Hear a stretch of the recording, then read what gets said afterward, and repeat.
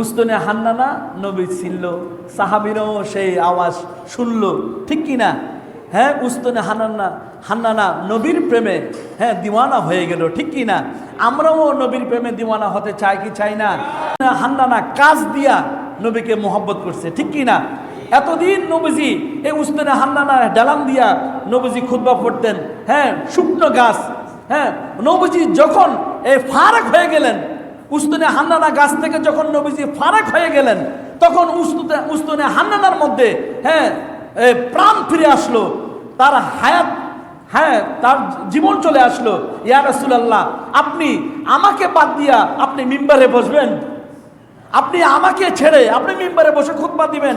এতদিন তো যখন মিম্বার ছিল না, আপনি আমাকে হেলাম দিয়া আপনি বয়ান করছেন, খুতবা পড়ছেন। ইয়া রাসূলুল্লাহ, আমি আপনার ভালোবাসা ছাড়তে চাই না, আমাকে বেহেশতের মধ্যে লাগিয়ে দেন, সেখানে আমি থাকব, আমি বৃদ্ধ হব না, আমার যত ফল হবে সমস্ত ফল আল্লাহর পেয়ারা বান্দারা খেতেই থাকবে। বলি সুবহানাল্লাহ।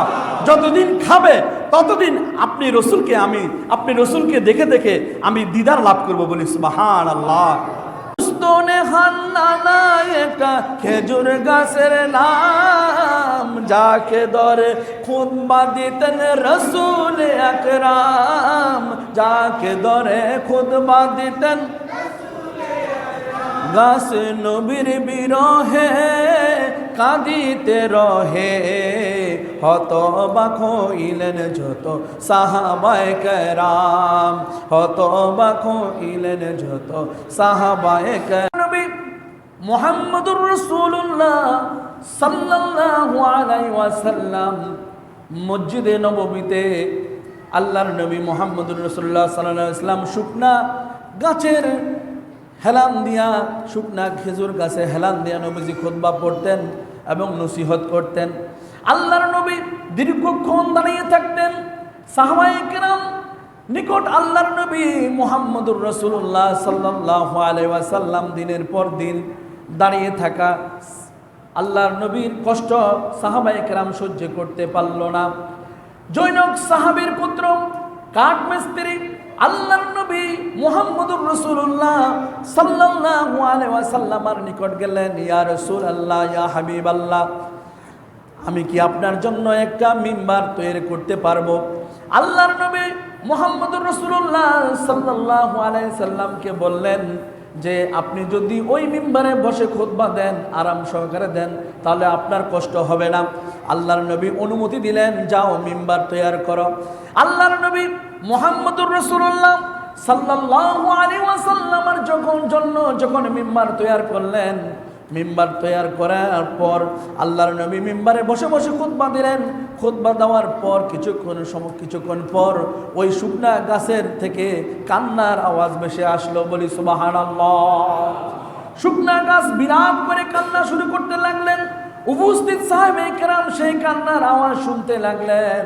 আল্লাহর নবী মুহাম্মদুর রাসূলুল্লাহ সাল্লাল্লাহু আলাইহি সাল্লাম সেই কান্না শুনে সেই শুকনা খেজুর গাছের কাছে গিয়ে তশরিফ নিলেন। আল্লাহর নবীর হাত মুবারক দিয়া সেই গাছকে বুলিয়ে দিলেন। সেই গাছ সাথে সাথে কান্না বন্ধ হয়ে গেল। সেই গাছটির নাম হচ্ছে উস্তনে হান্নানা। বলি সুবহানাল্লাহ। পেয়ারা হাজিরিন, শুকনা গাছ আল্লাহর নবীকে চিনে, মানুষ হইয়া আল্লাহর নবীকে চিনে না, বড় আফসোসের ব্যাপার। হযরতে বুরাইদা রাদিয়াল্লাহু তাআলা আনহু এই হাদিস খানার আরো ব্যাখ্যা করেন যে আল্লাহর নবী মুহাম্মদুর রাসূলুল্লাহ সাল্লাল্লাহু আলাইহি ওয়াসাল্লাম সেই গাছটিকে বলল, তুমি কোনটা চাও? তুমি যদি ইচ্ছা করো আমি তোমাকে তোমার সেই বাগানে দিয়ে আসবো, যে বাগানে তুমি ছিলে। তোমার ডালপালা সব কিছু সতেজ হবে, সবুজ হয়ে যাবে, এবং কি আমি তোমাকে ফুলে এবং ফলে তোমাকে সুশোভিত করব, যাতে করে আমার আল্লাহর প্রিয় বান্দারা সেই ফল ভক্ষণ করতে পারে। আর যদি তুমি চাও জান্নাতের মধ্যে আমি তোমাকে গাছ জান্নাতের মধ্যে লাগিয়ে দেব, তখন ওই শুকনা খেজুর আল্লাহর নবী মুহাম্মদুর রাসূলুল্লাহ সাল্লাল্লাহু আলাইহি ওয়াসাল্লামকে বললেন, হে আল্লাহর রাসূল সাল্লাল্লাহু আলাইহি ওয়াসাল্লাম, আমাকে জান্নাতের মধ্যে লাগিয়ে দেন। বলি সুবহানাল্লাহ। জান্নাতের মধ্যে আল্লাহর প্রিয় বান্দারা ফল ভোগ করবে, আমি সেখানে কখনো বিদ্ধ হব না।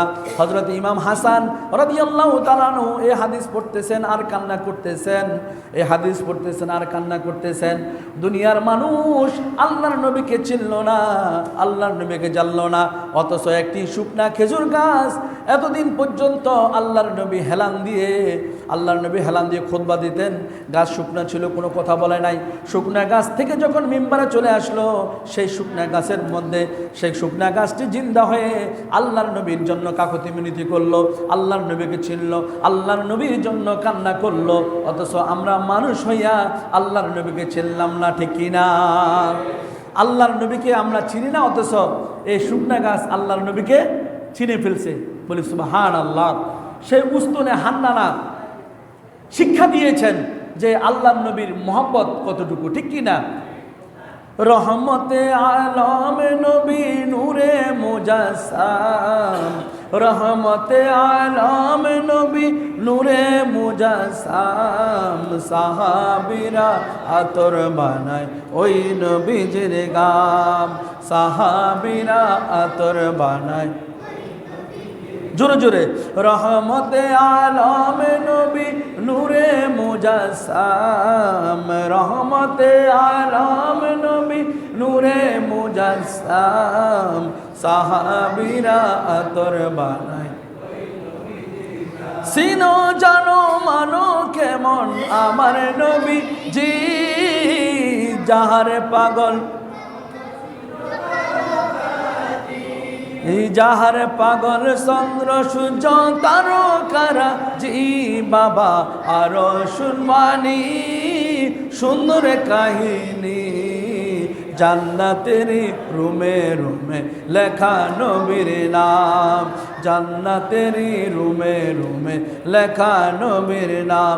রহমতে আলম নবী নূরে মুজাসসাম, রহমতে আলম নবী নূরে মুজাসসাম, সাহাবীরা আতর বানায়। উস্তনে হান্নানা একটা খেজুর গাছের নাম, যাকে ধরে খুতবা দিতেন রাসূল আকরাম, যাকে ধরে খুতবা দিতেন। গাছ নবীর বিরহে কাঁদিতে রহে, হতবাক হইলেন যত সাহাবায়ে কেরাম, হতবাক হইলেন যত সাহাবায়ে কেরাম। রহমতে আলম নবী নূরে মুজাসসাম, রহমতে আলম নবী নূরে মুজাসসাম, সাহাবীরা আতর বানায় ওই নবীজির গাম, সাহাবীরা আতর বানায়। উস্তনে হান্নানা নবী ছিল, সাহাবীরাও সেই আওয়াজ শুনল, ঠিক কিনা? হ্যাঁ, উস্তনে হান্নানা নবীর প্রেমে দিওয়ানা হয়ে গেল, ঠিক কিনা? আমরাও নবীর প্রেমে দিওয়ানা হতে চাই কি চাই না? না, দরকার নাই। শুকনো গাছ জিন্দা হয়ে জবান খুললো, ইয়া রাসূলুল্লাহ আপনি আমাকে জান্নাতের মধ্যে লাগাই দেন। আল্লাহর প্রিয় বান্দারা কি করবে? ফল ভক্ষণ করবে, আর আমি কখনো বৃদ্ধ হব না, ঠিক কি না? উস্তুনে হান্নানা এই পরকালের চাইতে দুনিয়াকে প্রাধান্য দিয়েছে। কেন? শুধু আমার নবীর ভালোবাসা। কেন? আমার নবীর ভালোবাসা। আমরা নবীর উম্মত দাবি করি, মুখে দাবি করি, কিন্তু কাজে কর্মে নাই। কাজে কর্মে আছি, আমাদের কাজে কর্মে নবীর উম্মত দাবি করতে হবে, ঠিক কি না? সব কিছুর চাইতে নবীর ভালোবাসা সবার ঊর্ধ্বে, ঠিক কি না? নবীর ভালোবাসা আমাদের অন্তরে ফয়দা করতে হবে, মুখ দিয়া না, কাজে কর্মে দিয়া নবীর ভালোবাসা বুকে ধারণ করতে হবে। উস্তনে হান্নানা কাজ দিয়া নবীকে মোহব্বত করছে, ঠিক কি না? এতদিন নবীজি এই উস্তনে হান্নানা ডালাম দিয়া নবীজি খুতবা পড়তেন, শুকনো গাছ।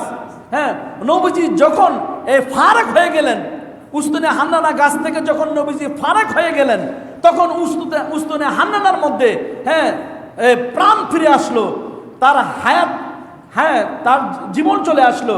ইয়া রাসূলুল্লাহ আপনি আমাকে বাদ দিয়া আপনি মিম্বারে বসবেন, আপনি আমাকে ছেড়ে আপনি মিম্বারে বসে খুতবা দিবেন, এতদিন তো যখন মিম্বার ছিল না আপনি আমাকে হেলান দিয়া আপনি বয়ান করছেন, খুতবা পড়ছেন।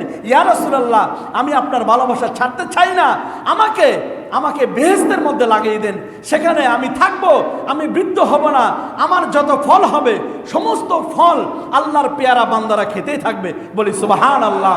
যতদিন খাবে ততদিন আপনি রসুলকে দেখে দেখে আমি দিদার লাভ করব। বলি সুবহানাল্লাহ। সেই উস্তুনে হান্নানা কোনটা এখন চিনতে পারছি?